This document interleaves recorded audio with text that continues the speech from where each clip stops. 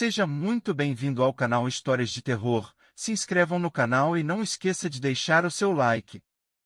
Sinto um alívio por ser manhã agora.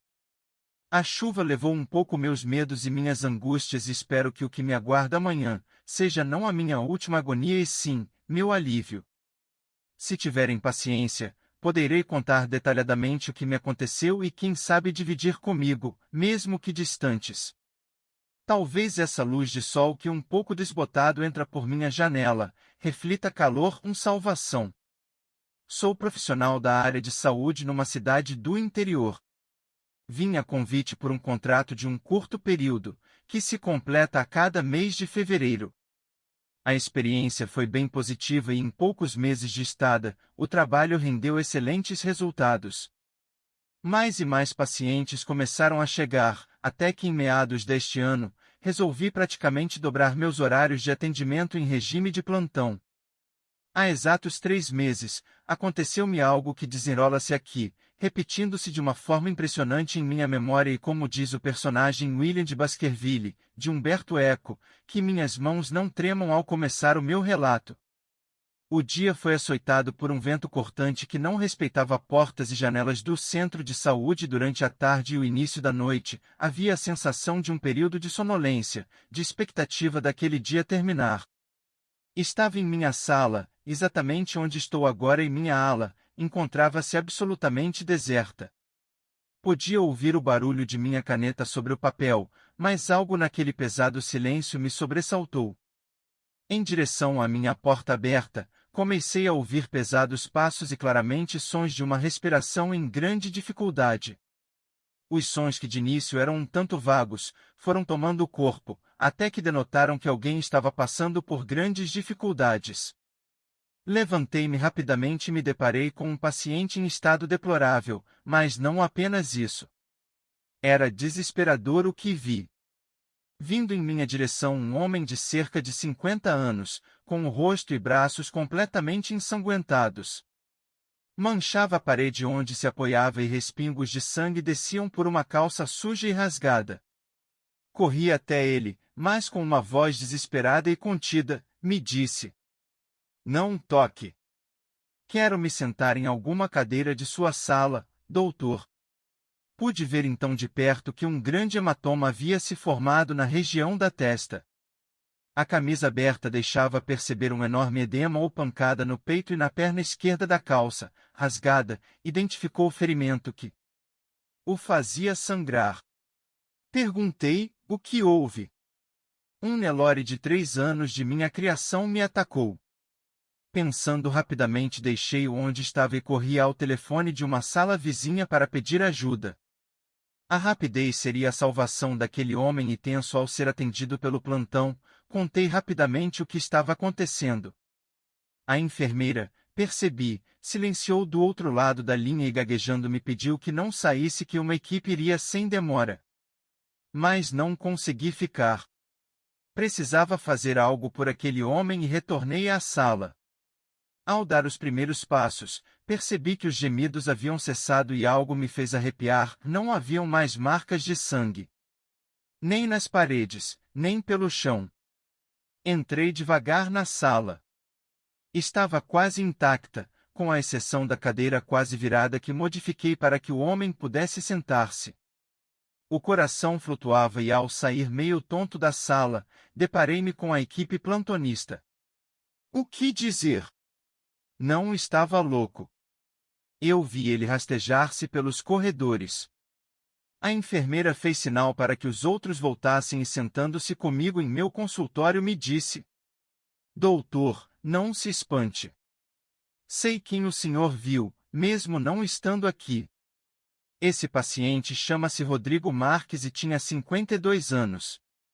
Foi morto há mais de 10 anos por um novilho em sua fazenda. Foi trazido para cá, mas nada pode ser feito, pois já chegou em óbito. Exatamente para esta sala, que antes da última reforma no posto era um pequeno necrotério." Depois de uma pausa para respirar fundo, ela prosseguiu: "Mas há algo que preciso lhe dizer, é uma aparição que traz azar. 3 pessoas o viram nestes anos. Os três morreram ao completar exatos 3 meses da visão. Cui disse: Hoje, às 9 da noite, completa-se o prazo que não me saiu da cabeça. Estive ontem numa igreja e encomendei uma missa para amanhã, às 7. Espero que possa elevar minhas preces a este ser infeliz e também poder dizer a todos que conheceram a minha história a notícia que continuo vivo. A mão.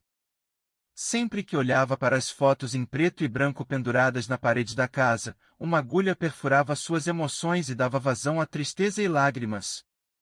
Na época, tinha deixado a filha em casa, ainda pré-adolescente, para poder ir à feira. Na volta, o vazio imperava. Abriu a porta, caminhou para dentro de casa e foi abatida pelo silêncio. Colocou as chaves no centro da sala. Amanda, disse olhando os quartos. Nada. Do quarto de sua filha veio um cheiro que lembra o clima de cemitério, fazendo os pelos do braço se levantarem. Caminhou apressadamente até o quarto da garota, as mãos suavam frio e as pernas tremiam. A única coisa que encontrou foi o quarto vazio. Nos pés, algo líquido e pegajoso, estava descalça. Aquela estranha sujeira no quarto era marrom e fedia como uma lama de esgoto ou um cadáver em forma líquida, nas palavras de Evinha. Na época, não conseguiu encontrar a filha. Quando a polícia chegou na casa, vasculhou todo o quarto e não achou carta de despedida ou nenhuma outra evidência de que poderia ter fugido, nem mesmo sinal de briga ou resistência a um sequestro. O estranho líquido que Dona Evinha afirmou ter visto e sentido no quarto também havia desaparecido. O forte cheiro já não pairava na casa. Os outros filhos, Marcos e Ana, que na época do desaparecimento estavam no colégio, se mudaram, pois estavam com medo, para a casa do pai e alguns anos depois casaram e tiveram filhos. Ela, porém, continuou morando na casa até os dias de hoje. Tornou-se uma mulher muito mais religiosa, impaciente e amarga. A angústia dominou ao ponto de não ter vontade de sair de casa. Nunca mais foi à feira. O único neto ainda criança, Davi, tinha ido passar férias com ela naquele verão de janeiro. Ele adorava ir para lá, era perto da praia e fazia uma brisa boa, diferente de seu apartamento calorento em Boa Viagem.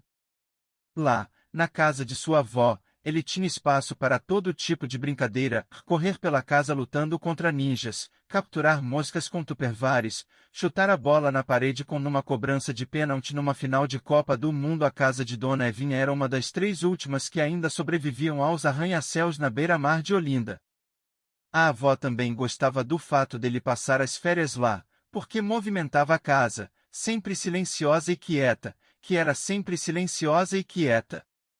Davi só podia brincar durante o dia. A avó não gostava de barulho durante seu programa religioso favorito, que começava pontualmente às 19 horas, e ainda obrigava o neto a assisti-lo. Ele odiava ver aqueles homens de terno e gravata gritando coisas sobre o demônio amar o que as pessoas fazem no mundo e Deus odiar. Um dia, porém, ficou tão entediado que decidiu ir para seu quarto ler seu quadrinho preferido, Sandman, do Neil Gaiman. Vó, tô com sono. Posso ir dormir? Mentiu para poder se livrar daquele programa chato. Mas já, menino? Disse, surpresa. Tomou banho e escovou os dentes? Sim e sim. Posso dormir? Vá. Cadê a bênção?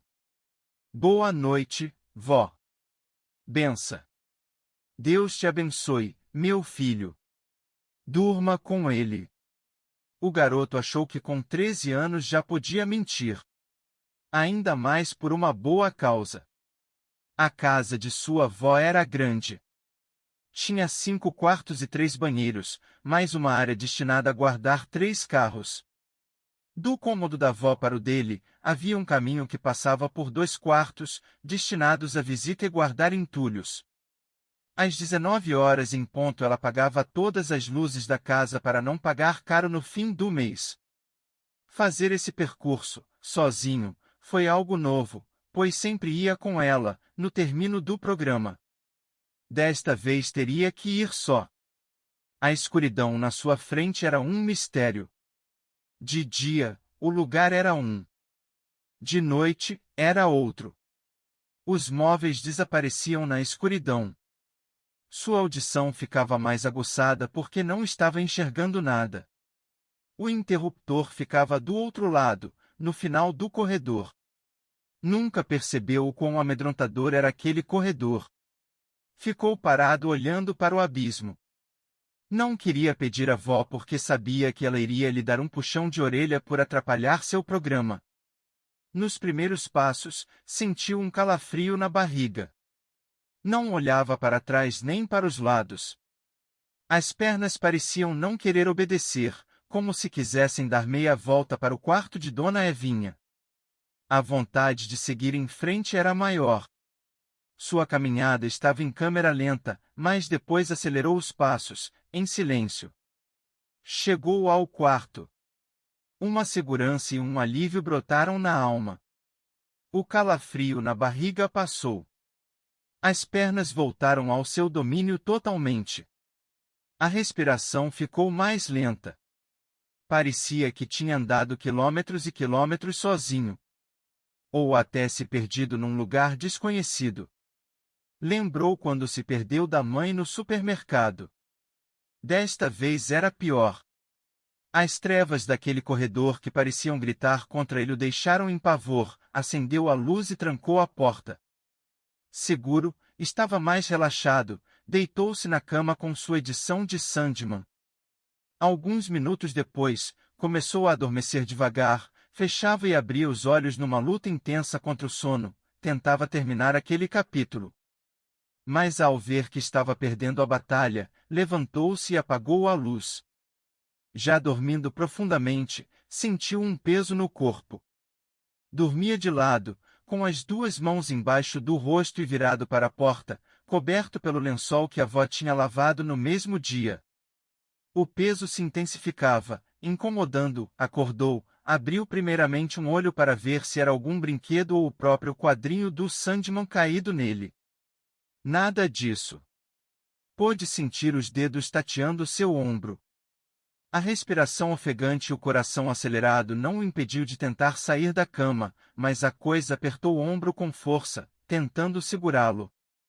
Pegou o celular que sempre dormia com ele embaixo do travesseiro e com a luz do aparelho pôde ver o que o segurava, uma mão decrepita, peluda, com unhas sujas e fedorentas. Estava bastante enrugada. Aquilo fez dar um grito de susto, pulou da cama e derrubou o celular no chão e tudo ficou escuro. Correu para acender a luz. Silêncio. Havia nada no quarto. Apenas o celular espatifado no chão, o lençol caído pela metade, o travesseiro sujo de algo que parecia um líquido denso e pegajoso. Com muito medo foi contar para sua avó. Felizmente, a luz do corredor ainda estava acesa. Chegando ao quarto de Dona Evinha, percebeu que tudo estava silencioso, a TV desligada e ela já dormindo. Sempre deixava a porta aberta quando ia tirar seu sono sagrado. Entrou em silêncio para não acordá-la com um susto. Acendeu a luz e chamou.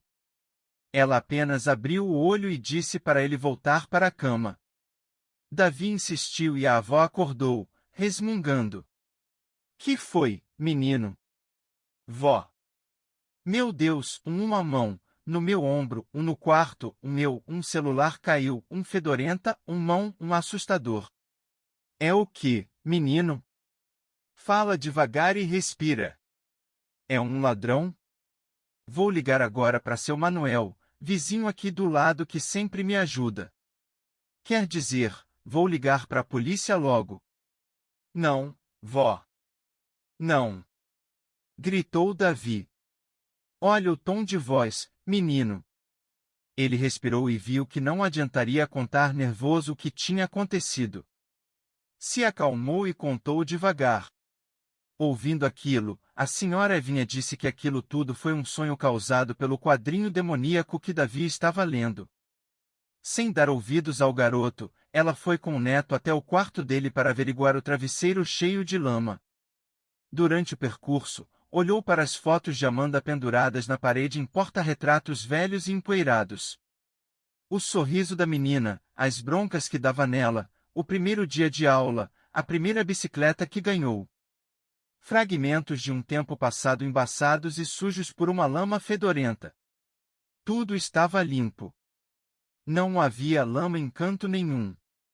A cama estava desforrada, com o lençol semi-caído no chão. Vá dormir e pare de me aperrear, viu? Falou chateada caminhando para fora do quarto. Sua voz foi diminuindo, como se tivesse sido engolida pelo escuro corredor da casa. Será que isso aconteceu? Talvez tenha sido um pesadelo mesmo. Deitou-se na cama de novo, pegou o lençol e se cobriu todo, sem deixar nenhum pedaço do corpo para fora. O lençol era sua armadura. Após alguns minutos, dormiu. Já era madrugada, perto do amanhecer, quando um cheiro forte entrou pelo nariz. Incomodado, acordou e percebeu que seus pés estavam sujos de lama. Mas não sujos aleatoriamente, estavam marcados com dedos e palma de uma mão adulta. A primeira coisa que fez foi tirar uma foto com seu celular, porque assim saberia se aquilo era um sonho ou não. Levantou-se da cama e foi lavar os pés no banheiro. Enquanto esfregava com força para tirar logo aquela lama, sentiu um puxão brutal para fora do box do chuveiro. No seu braço, a marca de uma mão feita com lama. Ficou desesperado. Saiu correndo do banheiro, entrou no quarto e fechou de chave. Ainda estava com aquele líquido nos pés, quando percebeu que também tinha o braço todo sujo. Pegou o próprio lençol e se limpou. Não tinha encontrado nenhuma toalha e estava com medo de ir ao banheiro de novo. Já limpo, verificou se a foto estava salva mesmo no celular. Ficou olhando para aquela marca nos pés, feita com uma lama estranha, mais densa do que ele tinha pisado quando jogava bola na rua da casa de sua avó. Era outro tipo de lama. Mais fedida, mais grossa, densa e difícil de limpar do que as lamas comuns. Sem respostas e já limpo, encolheu-se dentro do lençol, tremendo. Seus olhos mexiam-se em todas as direções, desconfiados de qualquer movimento externo. Achou que dentro do lençol estaria numa redoma segura. Após muito tentar, conseguiu fechar os olhos para o sono. O sol já estava nascendo, em breve a avó acordaria para aguar as plantas. Assim que dormiu, algo alisava os pés, sabia que era a mão misteriosa e suja. Acordou, mas fingiu que dormir para ver como ela agia. A mão começou a pressionar seus pés e puxando devagar como se quisesse levá-lo para o chão. Começou a se debater, tentou espancar aquelas mãos enrugadas e sujas, mas nada adiantou, ainda estava preso por aquela que o puxava para debaixo da cama. Sua avó não ouvia os gritos de desespero. O celular não estava funcionando, não podia ligar para ninguém. Desistiu. Naquele instante, a última coisa que viu foi a porta do quarto fechada e seu quadrinho de Sandman o encarando. O corpo foi puxado para debaixo da cama, de modo que não havia mais saída. A força da mão não se comparava com a de nenhum adulto que Davi conhecia. Dona Evinha foi acordar o neto para o café da manhã. Estranhou a porta estar trancada. Pegou a cópia da chave que tinha guardada. Entrou e viu a cama desforrada, os lençóis sujos e o celular sem funcionar. Onde estaria seu neto? Marcas de lama em forma de grandes tiras pairavam na cama. Chamou pelo nome. Mais uma vez, apenas o silêncio lhe respondeu. Não o achou pela casa em nenhum cômodo. Surgiu o peso da culpa em seu velho coração. Novamente. Levou as mãos aos cabelos quando se atentou para o que estava acontecendo. Ajoelhou-se na beirada da cama chorando. Desidratou-se de tanto chorar. Era a mulher mais amaldiçoada do mundo. Senhor dos homens, ó, Deus Todo-Poderoso, por quê? Mais uma vez me castigastes. A única companhia de Dona Evinha foi o silêncio. O quarto, a casa, sua alma nunca mais voltariam a ser o que eram. Olhou ao redor, memórias da filha pousaram na mente, a cama desforrada, o líquido sujo e fedorento escorrendo da cama. A culpa, o silêncio. O último tchau que deu para Amanda antes de ir à feira. Tudo era lembrança. Viu-se no espelho e não se reconhecia, era uma velha descabelada, de olhos inchados, as rugas ainda mais pronunciadas. Quando que me tornei essa mulher? Socou o vidro, cacos penetraram em sua mão, o sangue escorria devagar e gota por gota misturava-se à lama no chão. Desta vez não ligaria para a polícia nem chamaria por ajuda. Resolveu orar. Continuou sentada na lama, encolhida. Afundava naquele chão.